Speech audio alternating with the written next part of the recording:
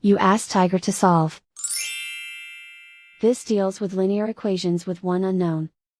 The final result is x equals 3/5. Let's solve it step by step. Group all constants on the right side of the equation. Add 2 to both sides. Simplify the arithmetic.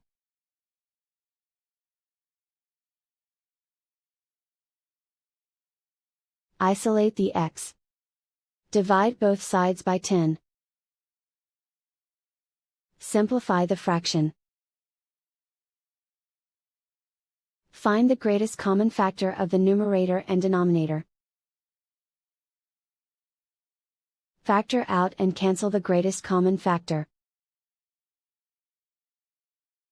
And so the final result is x equals 3/5.